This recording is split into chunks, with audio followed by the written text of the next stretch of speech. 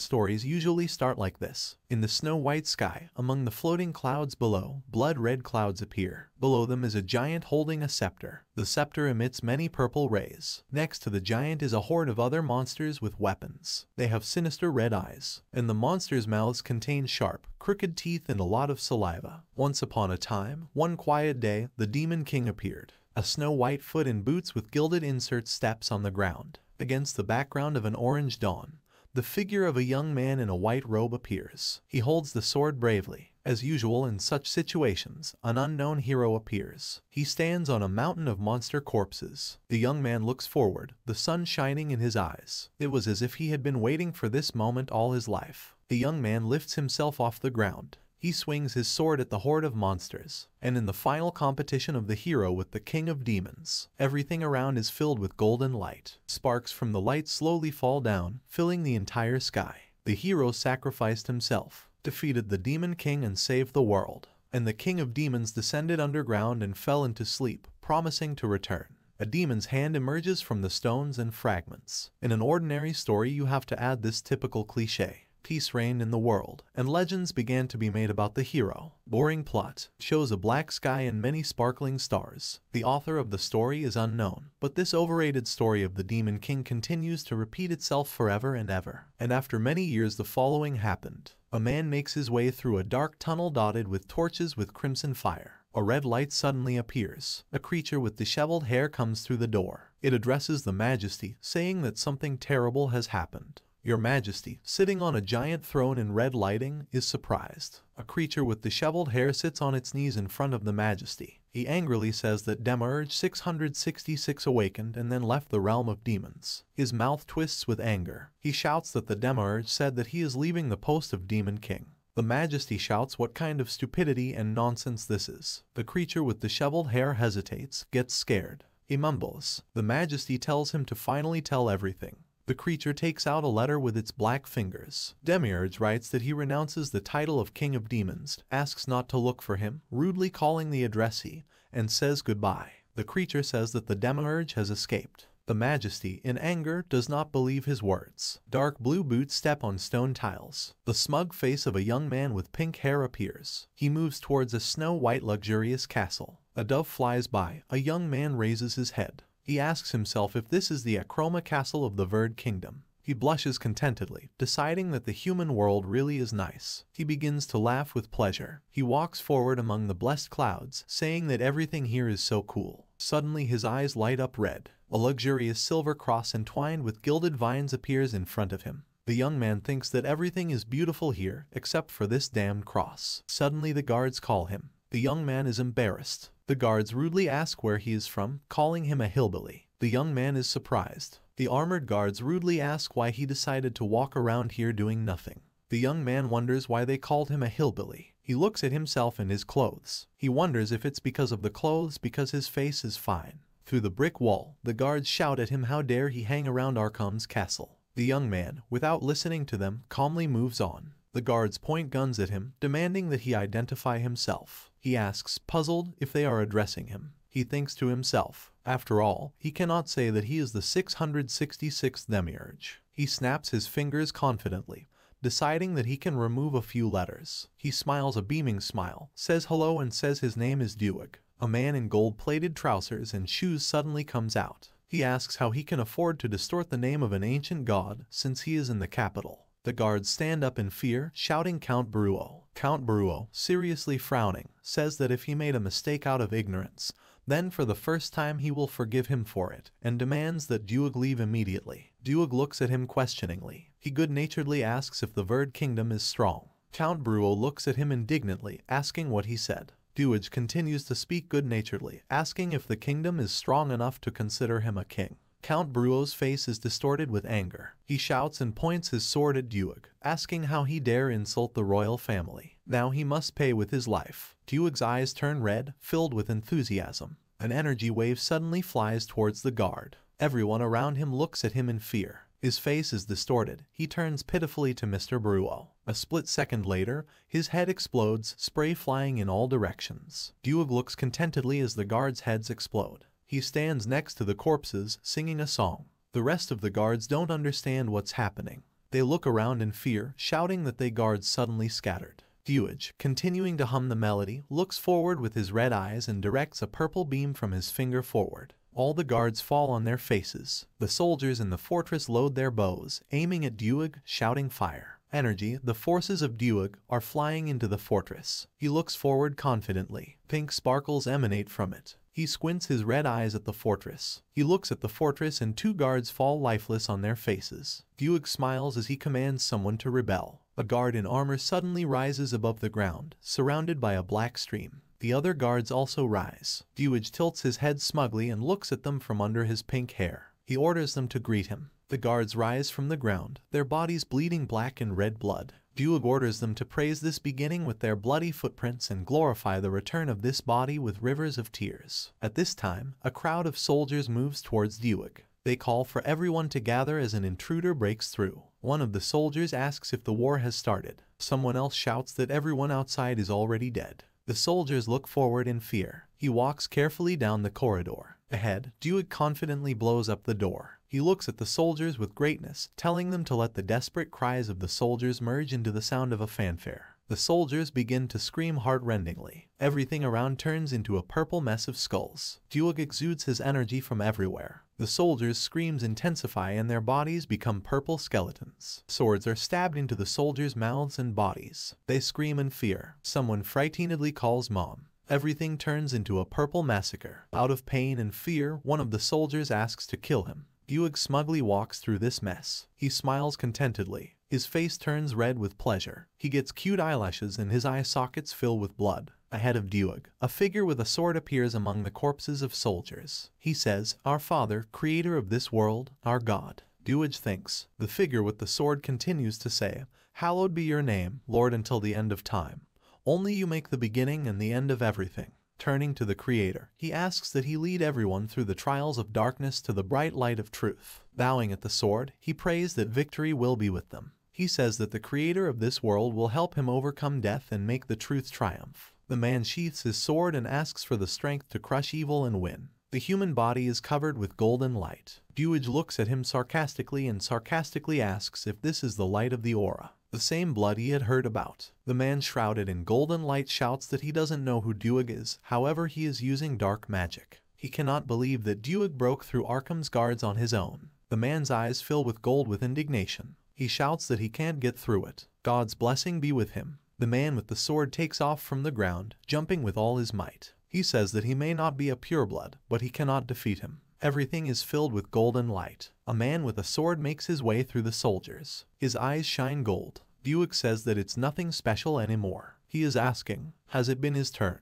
Duag says, "Our Father, who art in heaven," and asks to help him kill his enemy. He sarcastically says that he also prayed and now they will find out who God will listen to. Duag smiles sarcastically. The man with the sword looks at him dumbfounded, his eyes widening. He lifts off the ground, falling lifelessly down. Duag made a hole in it. Duag turns angrily and sullenly tells him never to mention God to him again.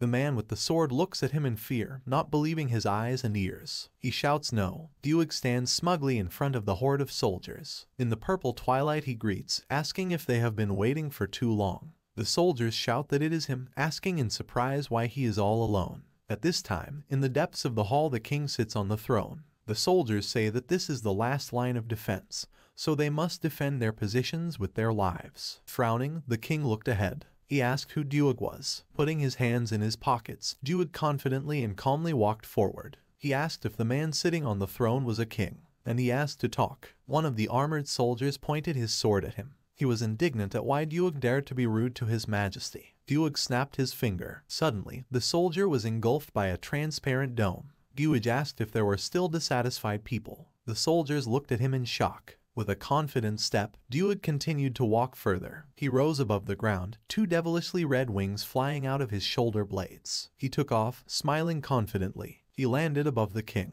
Duag confidently asked if he could chat. The king recoiled in shock and asked what he wanted. Money, power, because he is ready to give everything. Duag smiled with satisfaction, refusing the offer. In the darkness of the room, his eyes glowed with red fire. He asked to give him the kingdom. The king screamed indignantly. He said it was impossible. Duag impersonally began to scratch his ear. He asked, but what did he expect? If he doesn't want to give it back, he will kill him. then his family will die and the kingdom will become his. The king, dumbfounded, repeated about the family. However, then he sharply shouted that it was now clear to him. Snot and sweat sprayed from his face. The king thought that Duag needed his daughter. Duag, scratching his head, said that he did not know that he had a daughter. The king, sputtering with saliva, began to deny this, saying that April was the pride of the continent, the flower of the royal family. Duag said indifferently that he was not interested in this girl. He only wants the entire royal family. The king screamed in anger. He asked how he could covet what did not belong to him.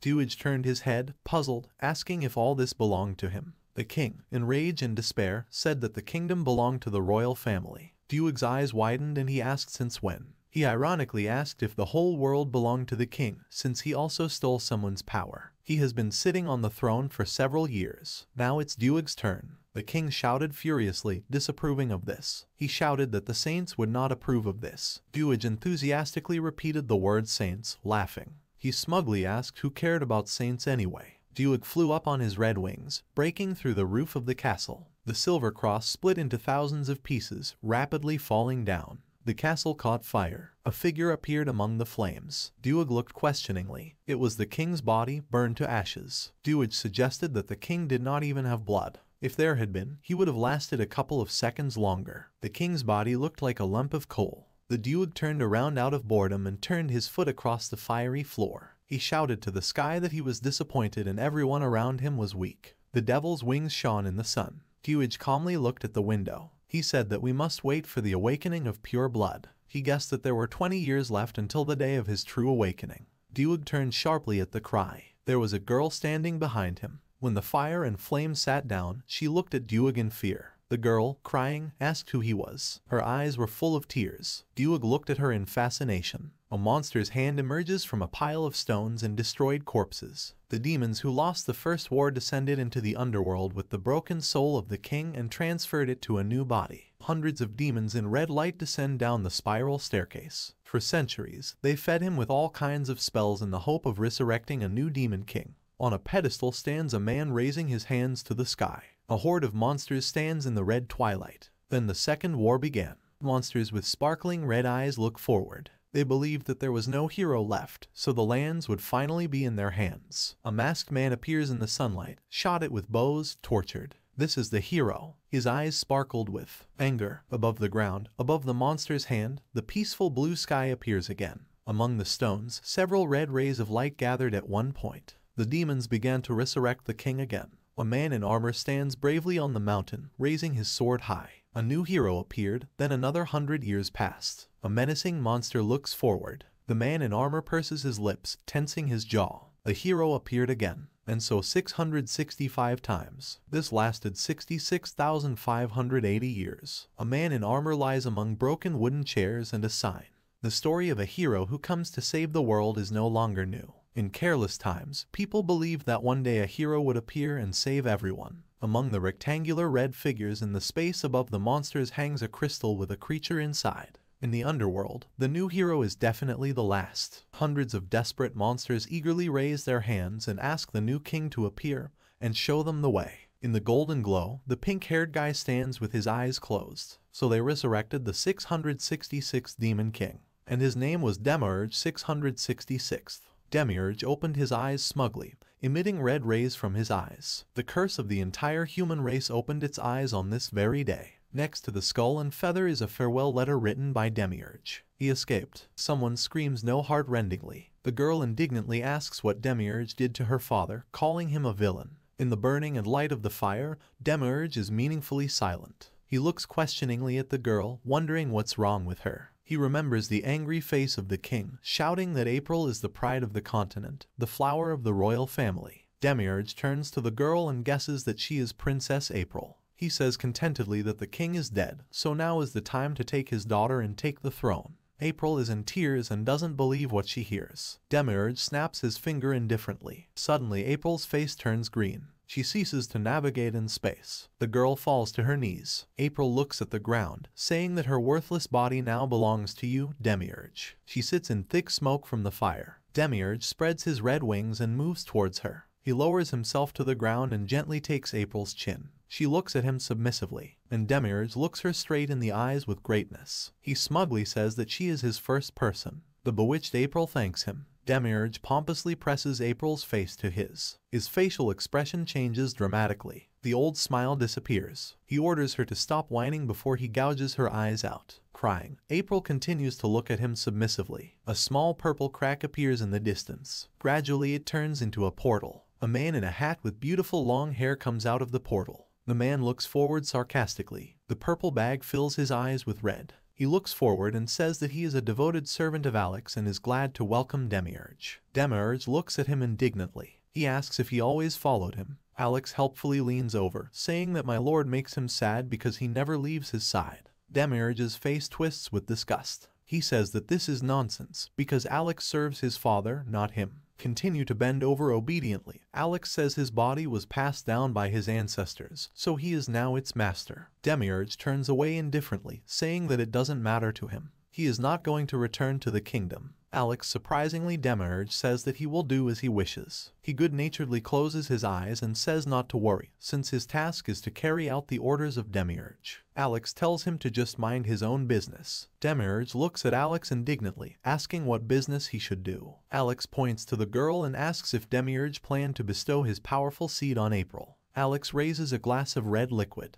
He says that it has served him faithfully for 80 years. Looking up at the sky, he asks if Demiurge would like to hear about his unfortunate sacrifice. Among the trees and streams, Alex holds a baby. Alex says he had to change his body to breastfeed. Demiurge considers this act perverted. Alexa, holding bladed weapons, steps on Demiurge's head. Alex says his own approach to teaching has made him an exemplary teacher. Demiurge recalls with displeasure how he was beaten for his behavior. Demiurge's body is tied to the couch. He is in a straitjacket with his mouth and hands gagged. Alex says that he is the only demon who cared about immersing him in the Egg of Awakening. Demiurge angrily shouts that Alexa was the one who put him there. Alex reverently holds a bouquet of white roses and looks at it blissfully. He says that it's like just yesterday this little one was running nearby. He can't believe that now Demiurge is already interested in women. Alex says that Demiurge can't even imagine how overwhelmed he is with emotions. The angry Demiurge shouted at him to shut up. His teeth were exposed. Demiurge turned away indifferently. He told Alex to stop talking nonsense, since he is not interested in the title of Demon King. And from that day on, he is an ordinary person. Smiling with pleasure, Alex looked at Demiurge and said that it would be as he wished. Demiurge's eyes filled with red rays. He seriously asked what Alex said. Smiling reverently, Alex did not understand his question. Demiurge's face contorted with anger, he clenched his fist. Demiurge, insulting Alex, asked what he was up to. He demanded an explanation as to why he was so indifferent. Demiurge enveloped Alex in his purple shroud of energy, and Alex's face tightened. He asked for forgiveness. Demiurge with red wings behind his back looks at Alex. Alex asked why Demiurge chose this country. Demiurge looked at him with a puzzled look. He asked why Alex was asking. Alex's eyes filled with red lightning. He suggested that perhaps it was the country's wealth and all because of personal dissatisfaction. Because there are different reasons. Demiurge thought, carefully scratching his chin. He said that he had no reason. He just decided to become king in the human world. Suddenly Alex started clapping to Demiurge's surprise. He will continue clapping, looking intently at Demiurge. Alex said it was worthy of a demon king. As soon as he arrived on Earth, he immediately captured the entire kingdom, killed the king and even got the princess. A mountain of corpses of soldiers lies next to the speakers. The charred face of the king continues to burn out. April obediently looks up in fear. Alex's eyes turn completely red. He puts his hands to his nose and says that this is a great villainy. You can't think of anything better for the king of demons. Neither an ordinary person, nor even a high-ranking demon like Alex would have thought of this. Demiurge is a born demon king. Confused, Demiurge thought that it was true. Alex continues to stand calmly and says that since the great lord says that he is leaving the demon kingdom, then all he can do is take his son and raise him to be a demon king. Demiurge glanced questioningly at Alex. Alex says from under his brows that in 20 years on this day, the son of Demiurge will become the new king. Against a background of fiery sparks, a giant monster with red devilish wings appears in the conflagration. It roars, destroying everything in its path. Demiurge looks ahead in fear. He looks back at April. She looks at him in fascination. Demiurge pulled back, puzzled. Sparks, fiery flashes and ash continue to fall smoothly to the ground. Demiurge begins to laugh with relief, his cheeks turning red. He is glad that he almost got caught, but resisted so as not to become a father at 80 because it is somehow too early. Surprised, Alex can't believe his eyes. He puts his hand forward, looking at Demiurge with a puzzled look. Demiurge's eyes narrow in anger. He turns to Alex. Alex opens his mouth in fear, his eyebrows coming together. Demiurge directs a powerful beam of energy at Alex. The beam of energy destroys everything in its path. It hits Alex directly, passing through the walls of the castle, which stretches for several kilometers. Alex holds his hat in surprise. The dome of the castle begins to burn, and everything around the castle burns and explodes. Demiurge sticks out his fangs in irritation, asking if they decided to set him up. Alex's eyes narrow in concentration. He thinks that Demiurge is different, his demonic field is still growing, and he is already quite strong. Demiurge jumps capriciously, spewing fire from his mouth. Alex thinks that the 666th is certainly different from its ancestors, so maybe this time they will still be able to win. Maybe they will succeed. Alex looks at Demiurge with enthusiasm and says that he is right, the king stands out too much. Demiurge turns his back smugly and tells them to focus on the hero. Alex looks at him blankly, asking again. Demiurge smiles slyly, saying to focus on the hero's minions. Alex starts sweating with impatience and asks Demiurge again. Demiurge blushes with delight, saliva flows from his mouth. He says that he will be close to the hero, so he will get his due, but will not stand out too much, and no one will suspect that the hero's henchman is the Demon King. He will quietly row success behind him. Alex kneels dejectedly in front of Demiurge, grabbing his shin. Demiurge begins to cackle, saying that the hero will work, and he will enjoy the rays of glory. Alex desperately asks how he is going to become his assistant if without the Demon King there will be no hero. He asks him to come to his senses. Dima takes off and shouts to him to go look for the hero. Alex shouts to him, "Master, what about the princess?" Demiurge indifferently says that he must deal with her himself. Alex asks, puzzled, if she's an important person. Demiurge says that this is all nonsense. At this time, someone else is watching this dialogue through a spherical sphere. He says that it seems that 666 was born somehow differently. His origin leaves much to be desired, and he does not shine with intelligence, but he still only needs his strength. A head with golden skin appears, and unusual designs are depicted on the neck. He thanks for his timely appearance. Against the background of a huge orange eye, among the flickering and movements of bodies, stands a girl in a mask. She looks ahead sarcastically. The girl says that she will borrow his powers for a while, because she is sure that he will forgive her. She says everything is still going according to script. You can hear the clatter of horse hooves and the singing of the song Hero. Hero, hey weakling, where are you? Show yourself if you don't want to die. Well, stupid, I already want to enjoy the glory. Hero, fight the Demon King. Demiurge's legs lie on a wooden barrel. He lies on the cart, and Alex drives it. Demiurge sarcastically corrected himself, remembering that there was no longer any Demon King. Demiurge lazily continued to sing. Alex addressed him as my lord. She looked at him sarcastically and asked why the cart was needed if they could just fly, because it was inconvenient. Demiurge shouted furiously, Alex is stupid, because this way they will show that he is a demon. Alex pointed enthusiastically towards the palace. He cheerfully shouted that the one who burned the palace was telling him this. Demiurge indifferently continued to lie, saying that it doesn't matter because it's just fire. Alex's face became neutral and he calmly said okay, asking if he really wanted to become the hero's henchman. Demiurge stood up with enthusiasm, smiled joyfully and gave a positive answer, because for this it is not necessary to have special blood, he just wants to enjoy life and let someone else deal with the monsters. Alex turned to Demiurge. He glanced sideways at him, saying that even if he became a henchman of the hero,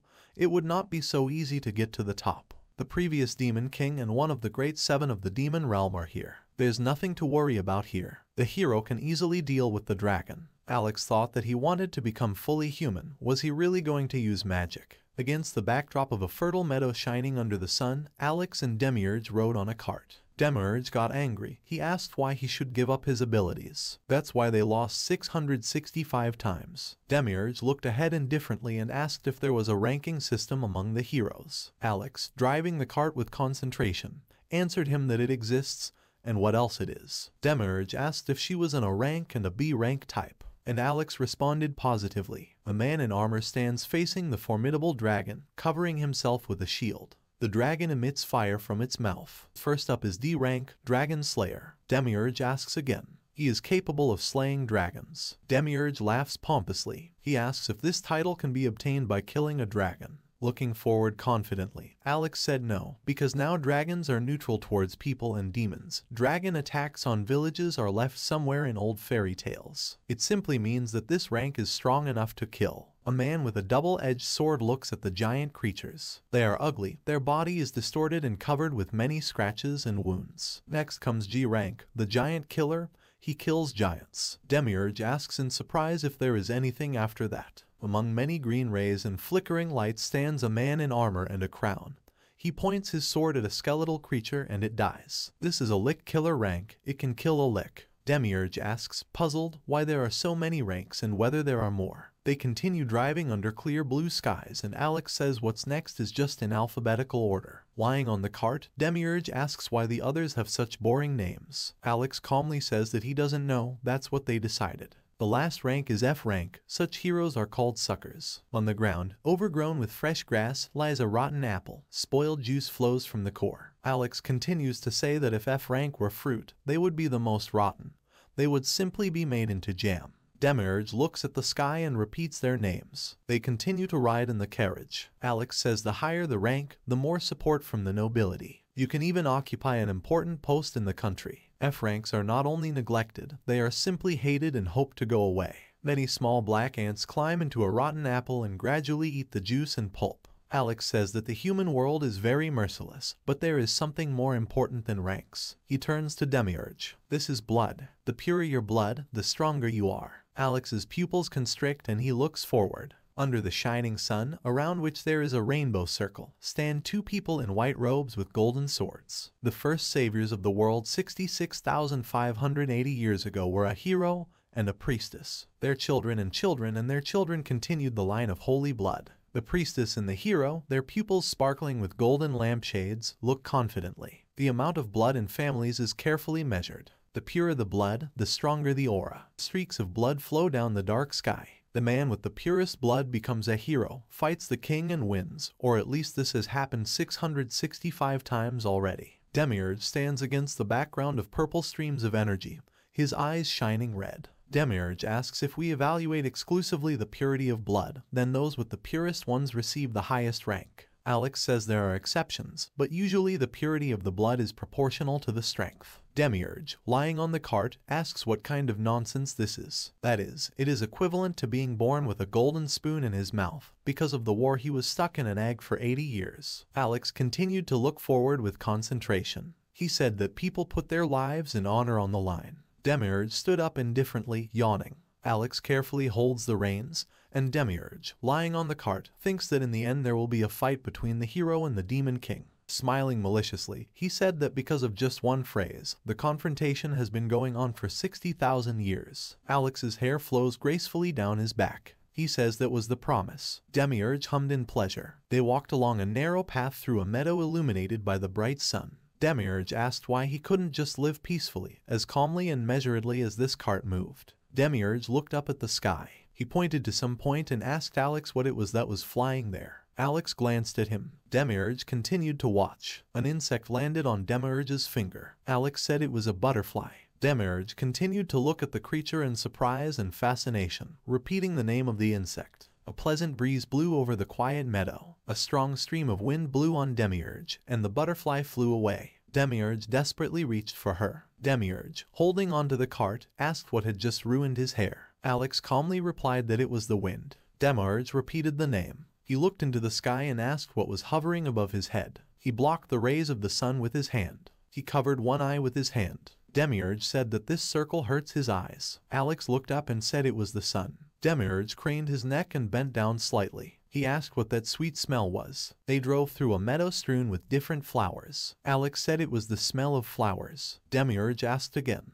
He looked at the surrounding nature with fascination. Demiurge asked if Alex lived a long life. Alex, continuing to drive with concentration, said that he was born after the First War, like all 7 dukes of the demon world. Demiurge, keep looking around, said that it turns out he came here every 100 years. Leaning against the cart, Demiurge said that this must be great, because this is an amazing place. Alex glanced at him questioningly. Looking at the sky, Demiurge said that the past demon kings must have never experienced this. If everything had gone according to plan, he would have remained underground for another 20 years and would have died at the hands of a hero. They walked under the pleasant glow of the sun, looking into the sky with inspiration. Demiurge said that it was good that he managed to escape. The position of the Demon King should disappear altogether. He asked Alex if he agreed with him. Alex glanced sideways at him and remained silent. Demiurge collapsed onto the cart and said that he needed to take a nap. Yawning, he asked to wake him up when they got there, and if Alex sends him back to the demon world, they will both die. Alex looked at him through the falling strands of hair. He said he understood him.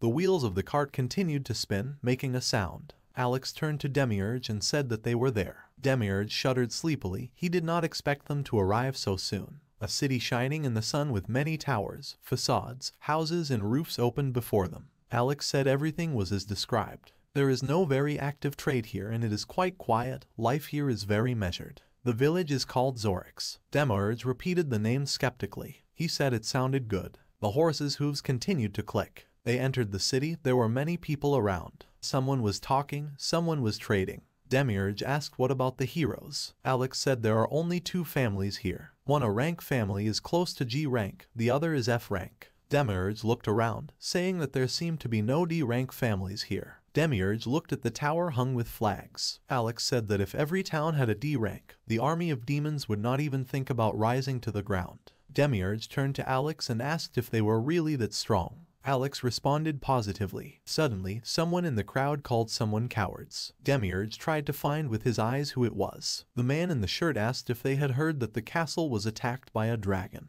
The man continued talking and asked how this could even happen.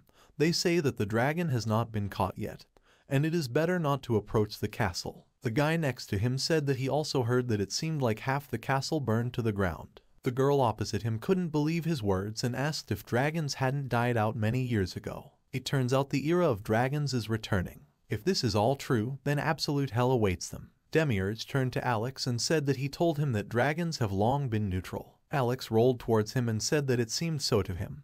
But the last time he was on the surface was 80 years ago, during which time something could have changed. The man shouted that they needed to quickly notify the saints that they needed to send a D-rank hero. Alex pointed to a red brick house covered in flowers. He said that this was the best hotel in the area and suggested we stay. Demiurge indignantly asked if they called it a hotel, but, having resigned himself, he said that there was no choice left and ordered to call him master. Alex asked again. Demiurge shouted why he didn't understand the first time and ordered him to better pay for their room. Alex agreed. At the reception they were met by a plump old man with a blush on his cheeks.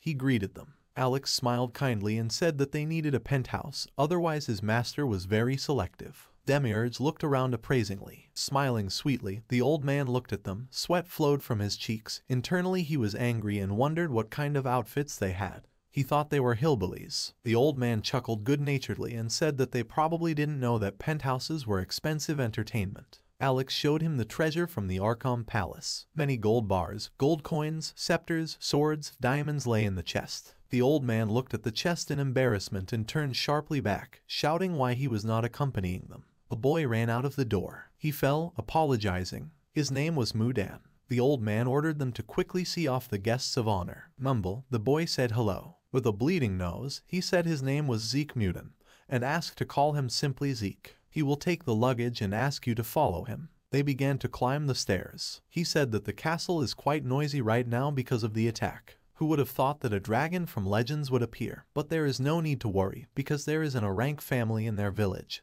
This is reassuring. Zeke pulled the door handle, and a spacious, luxurious room opened. Zeke said welcome and said that this is the pride of their hotel, the penthouse. They entered the penthouse. Zeke said that this was his first time dealing with such noble people. Zeke carried their chests. He says that he knows if he can please them. He asked to contact them at any time. He turned and winked at them. Demiurge looked at him sarcastically and asked if he was bleeding. Alex glanced at him. Zeke asked confusedly. Demiurge smiled slyly and said that somehow he seemed different. There is blood flowing in him, and he is in such terrible shape. He comes from an F-rank family. Zeke backed away in fear. Demiurge said that he must have several generations of worms behind him. He asked how pure his blood was. Zeke was confused. He rubbed his forehead, blushing, and said that unfortunately he was only F rank. Suddenly something exploded. The whole room was filled with fire. Zeke fell. A dragon emerged from the burnt walls of the penthouse. He growled. The people below are screaming, saying it's a dragon invasion. Zeke is upstairs in tears. Everyone is running in fear. Zeke looks at Alex and Demiurge and says that they need to run too. Demiurge looks at Alex with displeasure and says that he told him that dragons should not be afraid.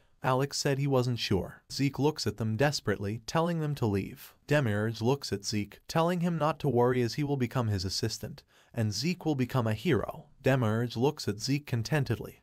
He says that he was still looking for a hero, perhaps this is fate. He asks you to accept his offer and he will give him fame and wealth that his ancestors never dreamed of, and he will finally stop being trash. Zeke's mouth opens in surprise. Demiurge and Zeke's eyes meet. Demiurge asks if he is going to live the rest of his days branded as trash or follow him and change his fate. Sweat poured from Zeke's face. Demiurge said that such a chance comes only once in a lifetime. Zeke remembered how he was treated as a child. Someone asked what kind of F-rank blood is this and why do they even give birth to children? They're a joke anyway. Someone said it would be great if they just starved to death. Brother and sister stand in shabby clothes, crying. A little boy asked his sister when mom and dad would be back.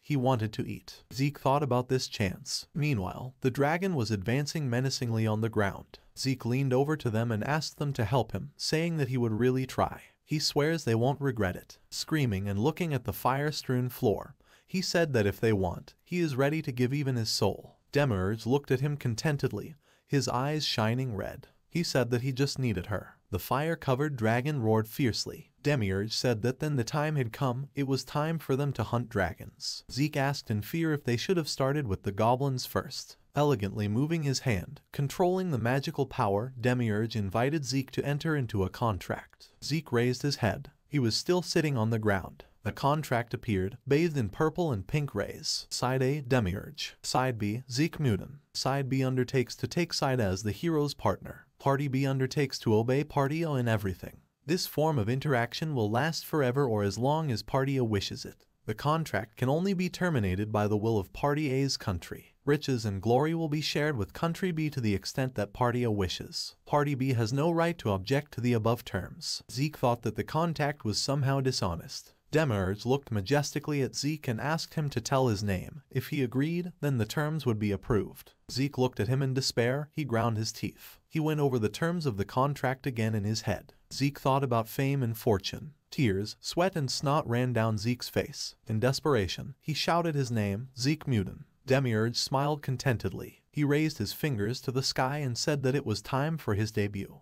The enthusiastic Demiurge ordered Zeke to kill the horse. Zeke asked again in fear, retreating. Alex turned to Demiurge. He became wary. Alex said that it is not so easy for people to slay the dragon. Demiurge snapped his finger. Smiling, he guessed what to do. He closed his eyes contentedly and told Zeke to just pretend to kill him, and they would take care of the most important things. Zeke and Alex looked at him in confusion. Demiurge said that Alex would first talk to the dragon. In the drawing, Alex punches the dragon, then kicks it. Then you need to push Zeke forward. He will begin to wave his sword in front of the falling dragon. The wounded Zeke holds a sword and points it towards the dragon. Then everyone will think that he killed a monster. Zeke triumphantly raises his sword on his head. The sword glistens under the sun's rays. The dragon lies lifeless on the ground, and the crowd believes that he saved them and now he is their hero. Zeke will kill the angry dragon. Zeke opens his mouth in surprise and shock. Everyone is silent. Then Alex, bowing his head, says that people will not believe that an F-rank killed a huge dragon. He asked Demiurge if he would stand out too much if he started following the hero around everywhere. Sticking out his tongue enthusiastically, Demiurge fixed his eyes on Zeke's face. His face turned red with pleasure. Alex stands silently. Confused, Zeke carefully asked why Demiurge was looking at him like that. Demiurge abruptly pulled off Zeke's clothes. He recoiled in embarrassment and surprise. Demiurge grabbed the pan and made 2 holes there with his energy rays from his eyes. He put the pan on Zeke's head, who screamed in surprise. Demiurge exclaimed happily, showing off the masked hero. Half-naked Zeke in a pan with holes, shorts, and a raincoat from his work uniform stood, screaming heart-rendingly. He didn't understand what was happening. Demiurge looked at him with satisfaction and said that the hero should wear a cloak. Now no one will notice anything. Everyone will be delighted with the sudden appearance of the mysterious hero. At this time, Alex lifted the burning wooden beam with one hand. He adjusted his hat and said that then he would take care of the dragon. Demiurge made a satisfying gesture, saying okay. He turned to Zeke, smiling, and told him go ahead. Zeke looked at Demiurge in fear and horror. Sweat dripped from him in streams. He mumbled and asked if he really needed to fight the dragon. Demiurge glanced at him in confusion, his face changing. Demiurge went to Zeke and said to take him the sacred sword. With his frail arm, Zeke raised the sword above his head with difficulty. He pushed, his face flushed with effort. My hands were shaking from the sword. Demiurge's eyes lit up with red flames. He told Zeke to just stand with the ball in his hands in front of the dragon. If he succeeds, he will receive fame and fortune. Zeke's entire body was covered in sweat. Exhausted, he stood in bewilderment. A strange feeling came over him, which he still couldn't understand, but suddenly he grabbed the mop, as if he was going to destroy everything in his path. He looked forward confidently. Everything around him began to spin like a tornado. His eyes lit up. He screamed furiously. He was attacked by a frantic desire for success. Something in Zeke's blood must have awakened the heroic inclinations. Blood cells rushed through Zeke's veins. The hero's blood yearned to tear the Demon King into pieces. Tilting his head, Demiurge giggled with pleasure like a villain. However, Zeke himself understood absolutely nothing. He raised his hands with delight and opened his mouth with happiness. He thought that Master Demiurge was instilling confidence in him. Now everything will definitely work out. He expects fame and fortune. Zeke ran headlong forward. Demiurge shouted to him to run forward, calling him a dog. Zeke barked. The dragon continued to spew out powerful flames, and dozens of people clutched their heads in fear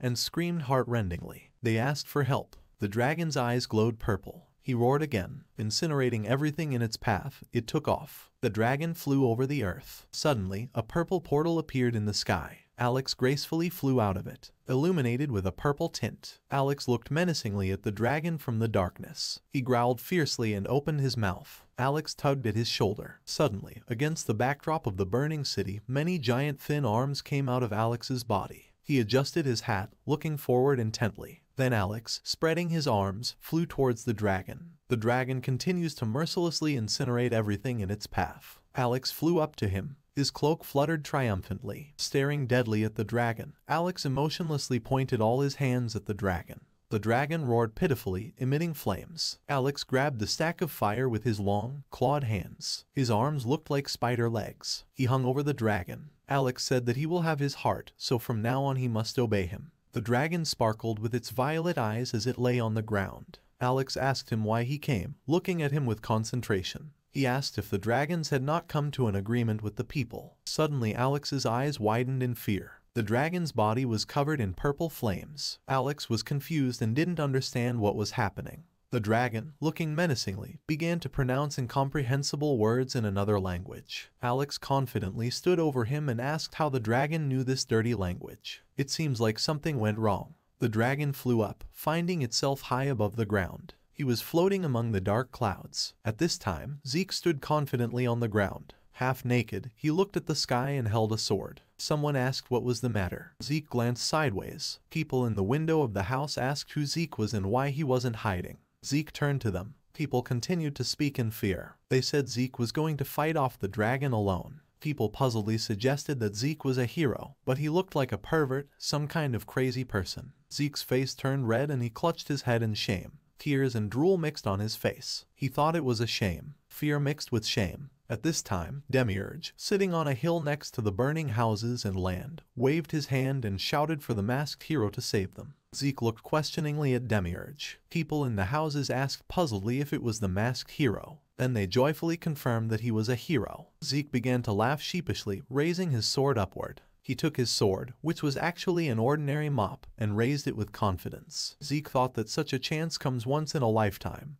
The main thing is not to miss it. He remembered the promised fame and fortune. The dragon quickly flies across the sky. Opening his fiery mouth, he growls. The dragon spreads fire everywhere. Alex bows his head in exhaustion and says that it seems like it won't be that easy, but nothing can be done. Alex rides and lets out a growl. Hundreds of demonic arms move around him. Alex's eyes glow red. The hands completely envelop the dragon. Shackles appear. The dragon screams furiously. He's imprisoned. Alex stubbornly continues, saying that there is only a little left. Alex's hand bursts into the dragon's body. The heart is broken. The dragon growls heart-rendingly, raising its muzzle. Alex looks wary. Purple vines of magic envelop Alex. The vines are covered with flapping eyes. Alex looks forward confidently. The dragon speaks mixed with another language to get him ready. He definitely saw it. The one who was thought dead will return. The dragon raises its head to the sky.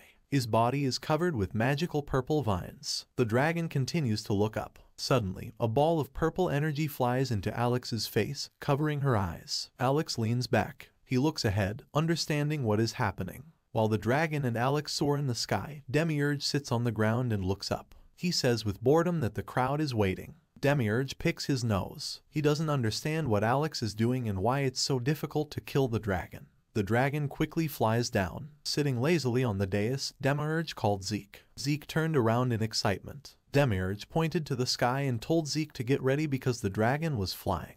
Zeke blushed with determination and fear. Sweat dripped from his face. Demiurge said that we need to start swinging the mop in time. A dragon flew in a swirl of wind in the red-purple sky as Zeke watched from the ground. He stood in his shorts, confidently holding a mop. The dragon, furiously opening its mouth, flew down. Tongues of fire are visible in its mouth. Zeke turned to Demiurge in fear. Demiurge, placing his hands on his chin, looked questioningly at Zeke. Zeke looked up in fear through the holes in the pan. Sweat dripped from his face. Zeke said he didn't want to die. Demiurge, looking at what was happening from afar, chuckled. His eyes sparkled. He looked slyly at Demiurge and said that he promised Zeke with his own honor that he would never die. Zeke looked back at him in fear. His face turned red again. The blood in his veins was filled with a new, unknown force. She beamed. Zeke grabbed the mop tightly. He became confident and told himself that everything would work out. Zeke looked confidently into the sky. His mouth opened. The eyebrows furrowed. He called upon the moonlight. This is the first chapter. The mop brush reflected the blue suns. In the sky, Alex screamed. Purple vines covered his body. The dragon flew next to him. He was spewing fire. At this time, Alex was trying to get rid of the purple vines that filled his face. There was a huge red eye on the vine. The eye locked onto Alex's pupil. He screamed in pain. His fangs were exposed. Hundreds of demonic hands rose pitifully to the sky. The purple vine almost completely filled Alex's face. He looked up, exhausted and frightened. A red, sinister eye appeared on each demonic hand. His hands began to turn purple. The purple arms began to rapidly move forward like harpies. Alex's undamaged, healthy arms began to struggle with her damaged, purple arms. They grappled. Alex struggles to fight the looming infestation. He screams, raising his head. Alex's face was filled with purple veins from behind the vines. Alex looks patiently at the sky. He says they have a little problem. His left eye is completely damaged and glows purple. Alex looks down with his other eye. He sees the city from a bird's eye view. His body was filled with eyes from purple vines. Alex's mouth twisted. He looks down wearily. 100 demonic hands, 1,000 light strikes. Thin black lines appear around Alex. Everything around is covered with a purple substance. Demonic hands are covered in purple. Gradually, a purple eye appears on each hand. With his good beige hand, Alex grabs the purple hand. He tries forcefully to tear the purple vines out of his skin. He screams in pain. The purple vines don't want to come off. The dragon slowly falls to the ground. A dragon flies down among the thick smog. Demiurge on the ground looks at them. Demiurge said that he was slowly approaching. Demiurge looked into the sky. He said that we need to slow down a little, otherwise our hero will be left with nothing left. Alex, writhing in pain, tries to tear the purple vines away from himself. A purple substance fills his face. He is screaming. The dragon and Alex quickly fall down. Zeke's entire face was covered in sweat. People from the windows shout in fear that a dragon is flying, pointing to the sky. Someone shouts for everyone to run quickly. Sweat runs down Zeke's hands. However, he confidently continues to hold the mop. Some of the people shout, "Hurry up and run to the basement." Someone is calling mom. Someone is screaming heart-rendingly. The dragon is already flying on the tower. People are screaming that he is coming. A scream is heard. Demiurge jumps off the high ground and heads towards Zeke. He calls him. Zeke continues to stand in concentration, gritting his teeth. Demiurge asks, puzzled, what he is doing. He says with concern that he needs to slow down. Demiurge looks up in surprise. To his surprise, Alex is there frantically trying to get rid of the purple sticky vine. The dragon lands and stands directly in front of Zeke. It exudes huge tongues of fire. Zeke stands in a pose and confidently holds a mop. He grabbed the mop tightly and thought that no matter what happened, he would not budge. He will finish him with one blow. Zeke tilted his head and was determined. There were plumes of smoke everywhere. Under the cloudy orange sky, Zeke remembered his childhood. A little boy stands with a newborn baby on his back. An adult man tells him to look at the moonlight. A boy and an adult are holding silver swords. The adult says this martial art has been passed down in their family from generation to generation. He tells Zeke that he must learn it before their world is invaded by the Demon King. An adult and a child are standing in a flowering meadow. They look at each other while holding swords. Zeke says that the children are in the yard, saying that their family would never defeat the king.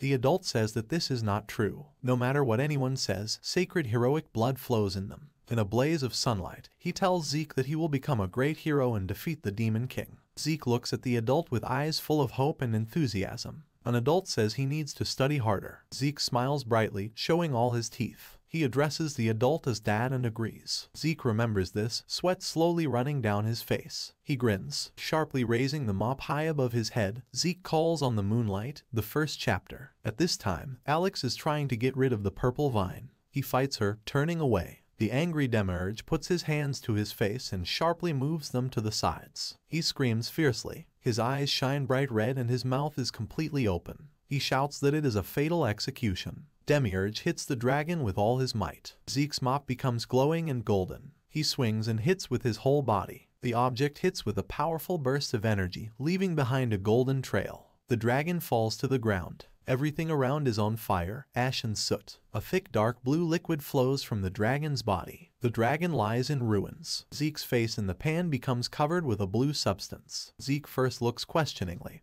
and then spreads his arms and begins to scream shrilly. He calms down, looking around. The space around him is covered with fire and blue blood. The fire continues to spread. People begin to honor the hero. Zeke squints. People shout that the hero killed the dragon. He saved them. He was sent by God. Lots of people lean out of their windows, raise their hands in joy and smile. Zeke looks at them with satisfaction. People keep shouting that Zeke is a real savior. He is a hero. Zeke blushes from embarrassment and his head begins to spin wildly. He makes inarticulate sounds. In the distance, the main character coughs, reminding him of himself. Zeke turns around. Demiurge strongly tells him to quickly change his clothes and hide, calling him the masked hero. Zeke gets scared and agrees. His entire skin turned blue. He ran awkwardly across the square with a mop. Alex is standing on a wooden cross. Half of his face is covered with a purple vine. His left eye is completely filled with a purple substance with symbols on it. Alex looks down smugly. Below in the tongues of fire lies a dead dragon. His fangs burn off. Someone who was thought dead came back to life. Shown is a blue sky with many snow-white clouds. Demiurge jumps up under the sky.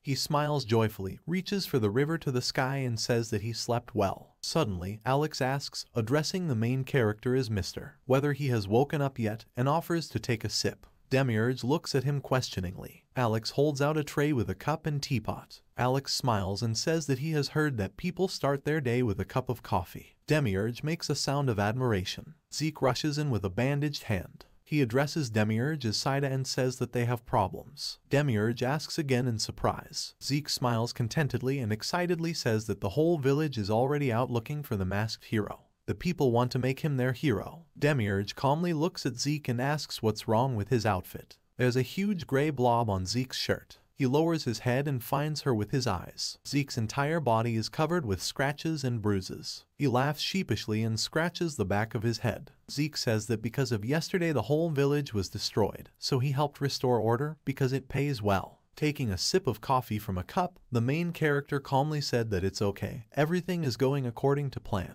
He closed one eye against the glare of the sun's rays. Holding a cup of coffee and looking at the sky, the main character said that waking up on the surface is amazing. Under the shining sun and the rainbow that appeared from the refraction of the light, there stood houses destroyed because of the dragon. People tried to put everything in order. Alex continued talking and said that this coffee was made from the tongue and eyeball of a dragon. He is glad that the main character liked it. On Earth, many people made roads and houses, collectively participating in the work. Someone shouted for them to work quickly. Someone shouted that more hands were needed. Someone asked not to touch his house. And someone called Mom. The transport people were shifting stones. They passed them on to each other. Someone shouted why it was so hard. Another shouted for everyone to stop whining and move. They didn't want to work here all night. The group of men were chipping small pebbles from a large cobblestone. They had very little time left. The woman distributed bread and invited everyone to eat first, and the little boy was holding a basket of bread. Someone asked to be careful. Among the crowd of working people, Zeke walked with a box of stones on his back. The heavyset man showed him his fist, telling him to speed up. Demiurge watched the work from afar. He hummed and said that they were working hard to restore this remote village. Demiurge sat with his legs crossed, thoughtfully. He said Zeke was working too. Alex approached him from behind. He said that yesterday he revealed that he has been doing strange work since childhood. He was born into a poor family, constantly doing laundry, cleaning, digging graves. I'd like to name something he didn't do. Sweat drips from Zeke's face, but he continues walking and smiles. He even worked part-time in a provincial bar. The main character looks at Zeke and is silent for a long time. He said that then everything was decided. Alex looks at him in surprise. Demiurge says that they have already found a hero. Both look at the sunlit city. The village and water glisten from the bright rays. Demiurge said that driving around the surrounding area was tiring and suggested settling in the village. A bird's eye view of Zorix. A lot of greenery grows in it, and next to it there is a surface of water. The main character says that she is small and inconspicuous, but he likes her. Demiurge looked back in awe and said that this was where his human life would begin. Alex glanced at him. Demiurge, inspired by new feelings, went forward, telling them to leave and Zeke to remain at work. Alex asked in surprise where they should go. Demiurge turned around, smiling, and said that, of course, they needed to sell the dragon skin. His face sparkled with happiness. He said it's used to make equipment, so it's quite expensive, and they have to get to the top. Alex suddenly remembered and, raising his finger up, said that the Hero Bureau took everything yesterday. Demiurge asked again indignantly, opening his mouth angrily. Alex continued speaking and said that the corpse of a dragon is a serious thing, so ordinary people cannot take it away. Demiurge irritably opened his mouth so wide that even his tongue was visible. He jumped out of anger and said, "Did they really kill him just like that?" He pointed his finger at Alex and told him to go. Alex backed away and asked what, where. Demiurge's eyes lit up. He greedily said that they would go destroy the Heroes Bureau. Alex shouted negatively and told the gentleman to calm down. The Bureau is the base of all heroes. The Master is very strong, but you can't go against all the heroes. Many different warriors are depicted in armor, with shields, bows, and swords. If they find out that the Demon King has escaped from the kingdom, then they will be finished. Alex helpfully said that wasn't the gentleman going to side with the heroes. Demiurge asked, "So what?" Smiling shyly, Alex said that in the human world, you first need to register with the Bureau. If there is no Bureau, then Zeke will cease to be a hero. Demiurge turned to him irritably, remaining silent. He began scratching his chin, deep in thought. Alex, with his eyes shining with joy, thought that he had just stopped the destruction of the entire demonic race. Demiurge raised his finger. The idea came to him to go somewhere else. Alex looked at him, puzzled. He asked what and where. Demiurge turned around and sarcastically stuck out his purple tongue, which curled at the end. Demiurge said that losses can be compensated at the expense of another country. Alex asked again in bewilderment. He frowned and said sarcastically that he thought he was human now. Demiurge shouted that it was from tomorrow and ordered him to go. Alex asked why don't they just go back to the underworld. They rode in a cart through a blissful meadow strewn with flowers and herbs. Butterflies were landing on wildflowers. Alex, smiling, patiently called the gentleman several times. Unable to bear it the third time, he turned around angrily and shouted, sticking out his shark teeth. The main character got angry in response and asked what he needed. From under his hat, Alex looked confidently at the main character. He said that Demiurge had already thoroughly enjoyed the human world.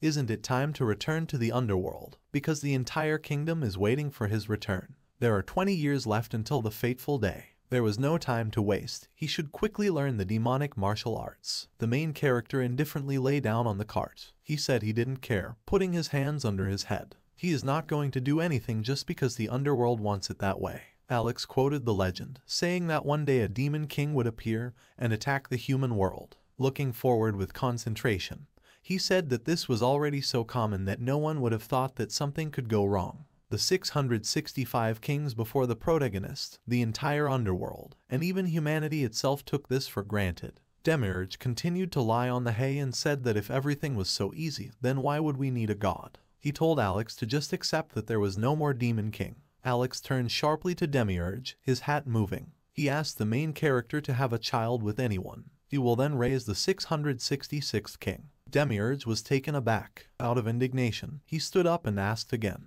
He shouted if Alex even knew how old he was. He told him to perish. Alex continued to watch the road, tilting his head slightly. He said that no matter what, without an heir he would not be able to return to the underworld. Demiurge closed his eyes complacently. He said that in this case he would have to serve him for eternity. Alex turned around, looking at Demiurge with pleading eyes. He suggested that he might look for a wife for Demiurge himself. Demiurge continued to lie indifferently. He said that if Alex talks about women again, he will smash the kingdom of demons into pieces. They continued to drive in silence through a meadow strewn with fragrant flowers, under a sky dotted with clouds. Suddenly Demiurge asked if this would really work. Alex turned to him. He asked what he was talking about. Demiurge squinted his eyes in confusion. Blushing, he said that he was talking about that princess. Alex asked again, puzzled. Demiurge blushed even more. He turned away embarrassed. Alex asked him what he meant. Demiurge was furious. He stood up and angrily shouted at him that he was talking about pregnancy. He wanted to ask if people could get pregnant from demons. Alex recoiled in fear. Raising his hands, he shouted that of course they could. Demiurge's fantasy was filled with different dreams. He looked forward with concentration and covered himself with a scarlet blush. Alex turned to him and said that in this regard there are almost no differences between people and demons. Usually men accumulate semen, then intercourse occurs. Once the sperm cell reaches the uterus, it enters the egg and the fetus will grow for about 42 weeks. The Demiurge, loaded with words and terms, stood motionless. Information flew in one ear and out the other. He glanced blankly at Alex. Then he shook his head and said he had little interest in sex education. Alex smiled and said that he understood and would do as he said. He glanced sideways at Demiurge. However, if he really wants, he can release a seed into a woman's body. Demiurge looked forward in fear, and his mouth opened in an incomprehensible manner. Alexa continued talking. He said that intercourse this way will lead to pregnancy with a 99.999% probability, and with a passionate kiss, the chance is 50%. Alex smiled, his front fangs visible. He said that after a regular smack it is 25%. Demiurge, surprised by the answer, asked if it was now possible to get pregnant from a smack. Alex waved his hand and said that we could just hold the hand. Demiurge remained silent. He fell back onto the cart, his eyes widening in surprise. He asked what kind of body this was. Lying on the hay, Demiurge looked ahead, puzzled. He said he almost got into trouble. After all, the body seems to be created for posterity. Demiurge frowned and said that everything was obvious. You need to kill and give birth to children. The more he learns, the less he likes it all. Alex glanced at him. He said that the main character has a blessed body. He is the hope and salvation of the demon kingdom. Demiurge looked at the sky and lazily said that Alex was embellishing, because such a body appears every 100 years. Demiurge thought in frustration and said that he didn't like that there were so many expectations from him. Doesn't anyone really care about his opinion? Suddenly, someone screamed in the distance. Demiurge and Alex turned their heads towards the sound, puzzled. The silhouette of a girl ran in the distance. A horde of monsters was chasing her. She was dying from exhaustion, and the monsters were screaming and trying to catch her. The girl looked desperately. Tears continued to flow down her cheeks and her mouth twisted. She begged for help because she was attacked by bandits. Alex turned to Demiurge and said that the beautiful lady was in trouble. Maybe they should help her. Demiurge continued to lie indifferently and asked why they suddenly needed to help her. Alex suggested that perhaps they would still need it. Demiurge glanced sideways at the girl and asked if this seemed suspicious to him. Alex looked at him and asked what exactly was suspicious. The main character said that she suddenly ran towards them, asking for help. After all, this is the stupidest cliché. In the meadow there was only a plain covered with grass. Demiurge continued speaking. He said there was nothing around, so where did they come from? And the forest is a bit far away. Lying on the hay, Demiurge wondered if Alex really thought that the monsters hadn't noticed them while they were chasing the girl. Surrounded by red flames, the monsters and the girl stand ominously in the distance. Demiurge said that they both did not notice the girl and the horde of monsters. He sat up, looking at Alex doubtfully, and asked if he had set it up. Alex turned around, puzzled, and said what he was talking about. The main character confidently assumed that Alex wanted him to have a baby with this lady. Smiling, Alex turned to Demiurge. He asked who he took him for. After all, he is Alex, the greatest strategist of the demon kingdom. He would never do something stupid like that. Demiurge looked questioningly at the girl. She touched the cart. Her eyes were full of tears. Salty streams flowed from his cheeks. She desperately called Demiurge and Alex her heroes and said that she was being pursued by mountain bandits. Her face was red from crying and she begged for help. Demiurge looked at her indifferently. He said that he is not a hero, but only a helper. The girl looked up, puzzled. Her mouth fell open. She began to sob even more, and her cheeks turned scarlet. Drops of tears quickly fell down. She asked the hero's assistant to help her because they were chasing her. Demiurge continued to stare indifferently and said that they were a high-ranking dragon hunter squad, not a gang fighting mountain bandits. The girl turned away laughing. She said sarcastically, "Why is he so harmful?" Demiurge got angry. He pointed his index finger at her in anger. Demiurge shouted why she was insulting him, baring his teeth. The girl grabbed the cart and continued to cry bitterly. She asked again and shook her head. The girl simply asked to help a defenseless girl. Under the radiance of the sun, sparkling and shimmering, Demiurge triumphantly pointed his finger at the girl. She pulled back. A sharp sword suddenly appeared behind Demiurge on the cart. Demiurge looked around, puzzled. It was the work of monsters. Demiurge glanced back. The monster leaned forward, its red eyes flashing smugly. Baring his crooked teeth, he laughed. The monsters around him of different sizes and shapes also began to cackle. He shouted, "Look at Demiurge." The monster ordered him to leave in this wreck if he did not want to die. The small and agile monster shouted what kind of rags they were wearing. He asked if they were from the future, laughing. Demiurge looked at them warily. He said his cart was broken. He calmly but angrily said that they would burn in hell. Suddenly, the monster's body was covered in purple magical energy. It was purple fire. It gradually covered the monster's body. He writhed in pain, clutching his head. His skin and flesh were burning. He shouted to put out the fire. The monster continued to scream heart-rendingly. The other monsters looked at him blankly. Snot and sweat ran down their faces. They stared at the burning monster. Demiurge said that the fire cannot be put out. Everyone was stunned into silence. Demiurge confidently put 2 fingers to his cheek. Violet fire came out of the fingertips. He glanced thoughtfully. Demiurge said that no matter who he is and no matter what magic you use, the fire will not go anywhere. And you yourself will not die, but will simply burn for eternity. He asked who was next and if anyone wanted to join. The girl looked back with relief. She smiled shyly. The main character looked at her indifferently and told her to leave now. The girl's face lit up and she told the gentleman not to rush. Smiling widely, she said that their temple had been captured by mountain bandits. She blushed. Taking hold of the cart, she said that the priestess was captured and the relic was stolen. She smiled shyly and asked Demiurge to recapture their temple. The main character narrowed his eyes, scratched his nose and said indifferently that he did not want to do these stupid quests. The girl grabbed the cart in tears. Demiurge continued to scratch his nose. He looked at Alex and ordered him to move on. The girl desperately asked to stop. Demiurge turned to her. Smiling nervously, she said that Demiurge was talking about dragons. She asked if he was the assistant of that same hero. Our temple is the pinnacle of dragons and their god. If Demiurge helps them drive away the bandits, they will generously reward him with a golden helmet. The main character picked his nose, looking at the girl. He asked why they were standing. Breathing heavily, the man Alex climbs the stone stairs. His legs move one after the other. Alex said Mr. Alex stood heavily on 2 legs. Alex, barely breathing, walked up the stairs. Demiurge stood proudly on his back,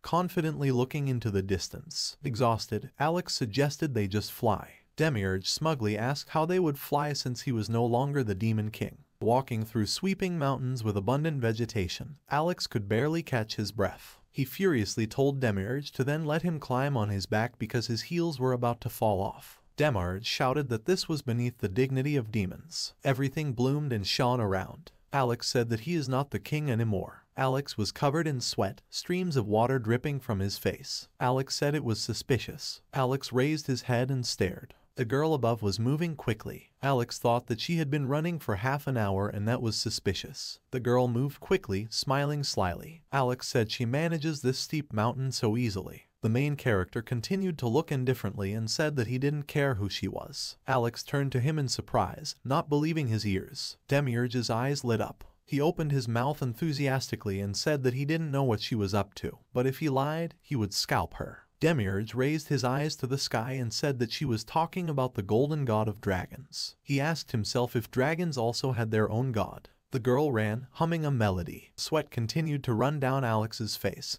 He disagreed and said that it was more like demon worship. The golden dragon is at the head of all dragons. He groaned from fatigue. In a dark blue sky dotted with many constellations and stars, a dark moon with a red symbol appears. Below it is a symbol of a dragon, a demon and people. At the very bottom of the pedestal stood a man, fiercely raising his head upward, and below, submissively looking at the man, stood various animals. Alex continued talking and said that every creature has its own god, the creator of the world. Demiurge looked thoughtfully into the sky. The bright sun shone above them. Clouds floated calmly across the blue sky. The glare from the sun ran across the sky. Demiurge said that it turns out that not only people have a god. Demons and dragons are just side characters. As he sweated, Alex told Demiurge not to doubt, because in God there is truth and unconditional love. If they capture Horse, blessed by God's light, they will lure the deity to their side. A flock of white doves flew over the city shining from the sun. Demiurge looked thoughtfully into the sky. His eyes lit up. He said it was a rather strange way to express love. Alex continued to move his legs tiredly. He fell face up while Demiurge stood on top of him mercilessly. He said they were there. Demiurge walked on indifferently. He stepped on Alex's hat, crushing it. Demiurge said that Alex is a weakling. Alex looked ahead thoughtfully. His eyes widened. There was a temple in a hole in the mountain. Lianas and tree roots spread across the mountain. Demiurge confidently walked forward into the temple. He said smugly that he hoped Alex would help him on the descent as well. A tired Alex lies on the stairs next to the roots of the trees. He tries to get to his feet. Thick smoke flowed from the temple. Demiurge and Alex entered the temple. Alex trailed behind. He moved his legs tiredly. Putting his hands in his pockets, the main character continued to confidently walk forward. He called out to the priestess. His pupils glowed red. He looked ahead smugly. He asked where the mountain bandits and the golden helmet were. He ordered her to speak while he was kind. Alex looked at Demiurge indignantly. Sweat dripped from him in streams. He told him to be careful because something was wrong here. Suddenly there was a noise from behind. Alex and Demiurge turned their heads back warily. A huge ominous eye with a narrow pupil appeared in space. There was a girl sitting under the eye. Her body was shrouded in a golden train. Her legs were covered with silver chains. She floated in the air on an Osher satin blanket. She smiled sarcastically. Then the girl said that they were there. She said that it seems that the servant Demiurge has a better sense of smell. Demiurge looked forward with enthusiasm. He smiled. His eyes lit up. Alex grabbed his hat irritably. Demiurge said that it was she who captured the temple. He asked where the helmet was. The girl fluttered overhead in the luminous space. She said indignantly, "How dare he talk like that? Did he really not understand what was happening here?" Demiurge and Alex stood below, in the distance. They were small figures. The girl ordered them to kneel. Her eyes sparkled under her yellow mask. She introduced herself and said that before them was the goddess, ruler and mother of all dragons, and the only golden dragon. Demiurge looked at her questioningly, his mouth wide open in surprise and his eyes wide. Alex looked at Demiurge in fear and shock. He shouted that things were bad, calling Demiurge master. Demiurge looked forward angrily and muttered. The goddess, glowing in a golden light, laughed loudly. Her mouth opened in delight. She asked if Demiurge was surprised. The goddess said that she managed to exceed his worthless expectations. She called him a foolish mortal. She glanced sideways at him. Tongues of fire flashed in her pupils. The goddess ordered to beg her for mercy while she is generous. Demiurge thought as he touched his face. He said that, according to her, she was the goddess of dragons. The goddess, standing up majestically, asked if he understood now. He must follow her orders if he is to survive. Demiurge looked ahead blankly and picked his nose. He asked what she was mumbling about. Mother of dragons or whatever she is, but he wants that cool title. The goddess looked at Demiurge indignantly, not understanding what was happening. The goddess hung in space among the yellow stars. Demiurge and Alex looked at each other enthusiastically, rubbing their hands together. The main character said that he always felt that something was missing. He turned to Alex and asked how he liked Dark Observer, alpha male from the top. They were both smiling. Alex expressively said that this was incredible, and in his spirit. Alex and Demiurge stood below. The goddess moved her toe in a golden glow. She looked at them questioningly and ordered them to stop talking nonsense. Her eyes sparkled bright red, and his mouth twisted into a grimace. She ordered them to quickly ask for forgiveness and beg the goddess for mercy. The main character looked at her questioningly. He said he doesn't think he has anything to apologize for. The goddess looked at him indignantly, pointing her finger at him. She said that they were the ones who killed the dragon yesterday. She angrily said that she was the mother of all dragons, and he had destroyed her child. Demiurge looked at her calmly. He said that she got so noisy over such a small thing. Pushing off from the sparkling space in the sky, the goddess swam to Demiurge. Her face stood on the same level as the protagonist's face. Necklaces of diamonds and diamonds glittered on her body. The goddess and Demiurge stared at each other. Their eyes met. She asked majestically if Demiurge called it trifles. She asked menacingly whether Demiurge wanted to die. The goddess said that they were in the Golden Kingdom. The Demiurge and the goddess stood in the center of a huge conflagration. Everything around was burning with an orange flame. The goddess's eyes lit up with a bright golden light. She turned and said, even if he were the Demon King himself, he still wouldn't be able to handle her. Alex grabbed his head from the overabundance of information. He repeated whether this kingdom was golden. He turned to Mr. Demiurge and said that this was the abode of the Golden Dragon. The goddess began to laugh. She said that Servant Demiurge is smart. Her eyes lit up again and her lips curled into a smile. She shouted for 666 to kneel. She looked forward menacingly and said that Demiurge knows who she is, but continues to resist. She continued to look in surprise. The main character's eyes turned bright red. The main character smiled smugly and said that if she was the Golden Dragon, then he could just unscrew her head. He told her to get ready because he would rip all her skin off. The goddess could not believe her eyes and ears. Her pupil lit up brightly, emitting a bright light. She indignantly asked how dare he. The goddess looked at Demiurge with displeasure. The main character put his index finger forward and said that first the goddess needs to apologize for lying. He looked confidently at her face. The goddess got angry. She asked what he was talking about. Demiurge turned to her and said to speak directly. She became wary. The main character said that he did not come into this world to create chaos. He just wanted to become the hero's partner. That is why he went to the village. But the small dragon of the goddess himself burned the settlement. Demiurge asked what he could do, because it was self-defense. The goddess looked at him in surprise. Demiurge continued talking and said that she didn't even show up while her child was tearing apart the entire village. She tried to deceive him by pretending to be a priest. The main character asked if the goddess really thought that he would crawl on his knees, begging for mercy. He asked if she was so sure that dragons could do whatever they wanted. The goddess closed her eyes. Alex said that Demiurge was right. After all, one cannot think that everything is permitted only because of power. Demiurge and the goddess turned to him in surprise. With a serious look, Alex said that it was obvious that anyone would fight for their safety. It was the dragons who forgot about the peace agreement. It is the goddess who must ask for forgiveness. Demiurge turned to the goddess. She pulled back irritably. Demiurge said that she didn't even apologize, agreeing with Alex. Demiurge's face took on an elaborate shape.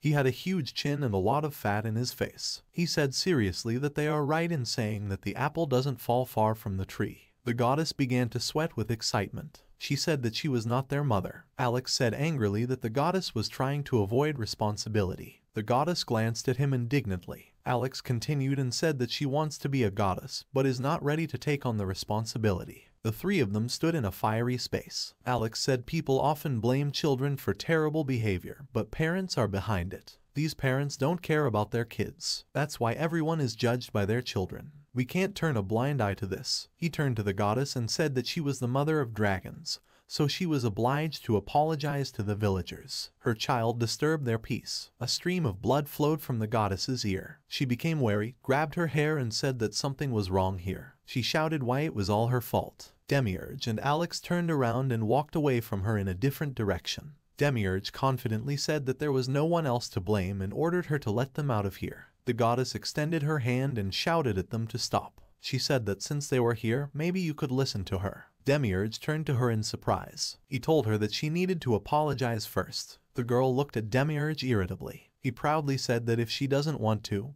he will survive. Her apology means nothing to her. She shouted even louder for them to stop. Demiurge glanced sideways at her. The goddess leaned forward shyly. They stood in a yellow space. She leaned over and asked for forgiveness. Demiurge touched her head with his hand. She looked at the floor in fear. Demiurge smiled contentedly. He said that he was not entirely satisfied, but since she asked so, Demiurge said that he accepts her apology. The goddess was embarrassed. Her face twisted. She thought it was all so strange, but she needed to be more tolerant. Demiurge laughed. He smiled contentedly and asked what the goddess wanted. The goddess looked at him seriously. She said that, simply put, she wanted to catch the dragon. Demiurge was silent at first. Then he said that it turns out that the goddess is the golden mother of all dragons. He looked at her smugly, grabbing her head. He asked if she wanted him to capture and kill her own child. The goddess was embarrassed, but then confidently gave a positive answer. Demiurge began to scream, his eyes narrowing. He asked irritably if she thought he was completely stupid. It's a trap. He asked if she wanted him to fall for it. He shouted that he would now deprive her of her head and began waving his arms. The goddess ducked down. She said it's not like that at all. Alex came over and asked if it was because of that purple parasite. The goddess and the main character turned to him. Demiurge drags the head of the goddess. Alex said that there was a purple creature inside the dragon. A purple substance with many red eyes is depicted. The goddess turned to Alex and agreed. She said that someone is against people and is interfering with the dragons. Demiurge glanced sideways at the goddess. Demiurge asked if they were against people. The goddess said that yesterday the dragon just became a victim. The goddess looked forward with a languid gaze. She looked into the distance and said that they were united, because many have lost people or loved ones over the years. She said they should remain neutral anyway. Alex and Demiurge looked at the goddess. The goddess looked ahead and said that these guys were blinded by anger. They use extremely powerful magic and attack the village. The dragon, shrouded in a purple substance with eyes, looks forward. He crawls towards people. They want to start a war between dragons and people. Alex and Demiurge looked at her in surprise. The goddess said that they need to be caught quickly. She looked at them with a languid gaze. She said that she does not want her defenseless children to be used for evil purposes. Demiurge smiled contentedly and said that everything became clear to him. He continued to smile radiantly and said that she was asking him to catch the dragons, that she did not want them to die so ingloriously. He looked at her and said that they were overcome by strange egg parasites. They were in the air.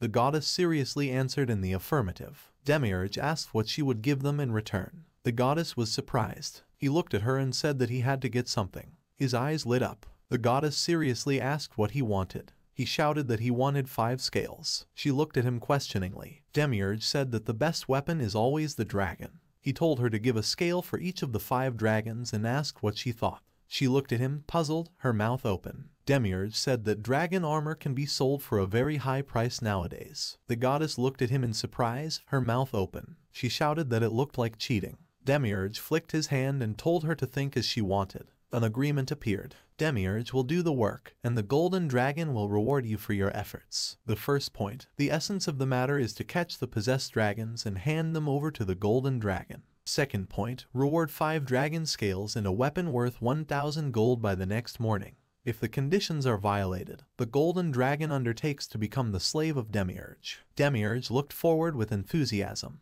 He said that the terms would be confirmed as soon as she said her name. He said that this is a contract with a demon, so she cannot deceive him. She looked at him angrily. The goddess said that she knew this. She cursed and said her name. She is a golden dragon. Demiurge smiled slyly and chuckled. He said that the agreement was concluded. Demiurge and Alex turned around and walked back. Demiurge proudly shouted for the goddess to open the gate. He'll figure it out now. The goddess called him, calling him the Demon King. Demiurge glanced sideways at her. She continued to hover in the sky and said that we need to catch them alive. She won't survive a few more deaths. He smiled and said that it goes without saying. Alex and the main character left the temple. The soul touched the ground. Demiurge said that everything turned out better than they expected. Alex agreed. They began to go down the stone stairs. Demiurge's face suddenly changed. He said that he almost forgot something. He turned sharply and ran back. He called the dragon goddess. The temple was dotted with vegetation. Demiurge saw empty space. There was no goddess. Alex asked what was the matter. Demiurge shouted angrily that he forgot to take the golden helmet. Alex began to sweat. He said that they could no longer return to her kingdom. Demiurge called her names, moving his hands. He said she deceived them again. A high mountain range covered with vegetation is shown. There is a staircase across the ridge and a cart at the bottom. Demiurge loudly declared that one day he would still leave the goddess without a head.